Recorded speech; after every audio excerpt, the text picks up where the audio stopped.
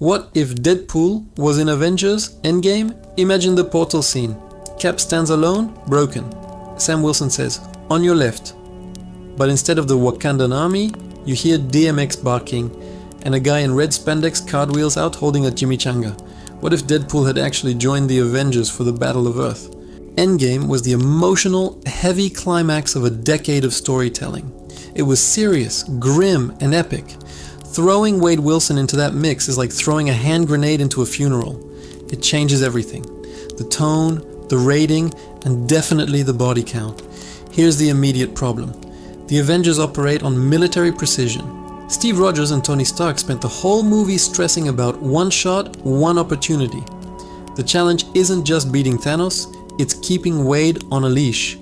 Deadpool is pure chaos. If he was part of the Time Heist, he absolutely would have tried to kill baby Thanos, totally ignoring Hulk's lecture on time travel rules. But in the final battle, the challenge is coordination. The Avengers fight like a team. Deadpool fights like a Looney Tunes character. Cap would be shouting tactical orders, while Wade is busy trying to loot an Infinity Stone for eBay. The clash isn't just physical, it's a clash of philosophies. Heroism versus hedonism. But let's look at the tactical advantage. Wade brings two game-changing elements: an insane healing factor and fourth wall awareness. While Thor and Cap are taking heavy hits, Deadpool can literally be torn in half by the Black Order and just keep talking trash. He's the ultimate tank. You can't put him down. And think about the psychological warfare. Thanos is used to fear.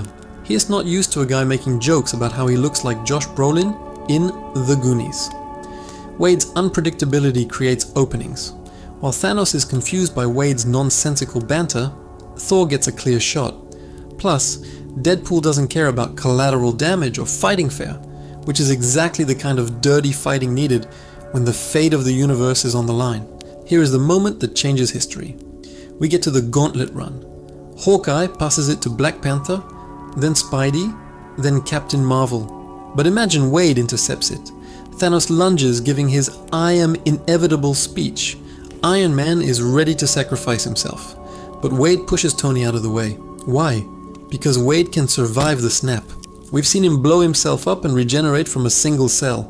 Deadpool puts on the nanosuit gauntlet. The gamma radiation starts frying him like a crisp, but his cancer-fighting healing factor goes into overdrive, fighting the stones in real time. He looks at the camera, says, "Suck it, Disney," and snaps. The enemy turns to dust. Wade is a charred, smoking mess, but he's alive. Tony Stark goes home to Morgan. So if Deadpool joins the fight, the tone shifts from a Greek tragedy to an action comedy. We lose the solemn, emotional weight of Tony's sacrifice, but we gain the only hero crazy enough to physically survive the Infinity Stones. It would have been a mess, but a glorious one.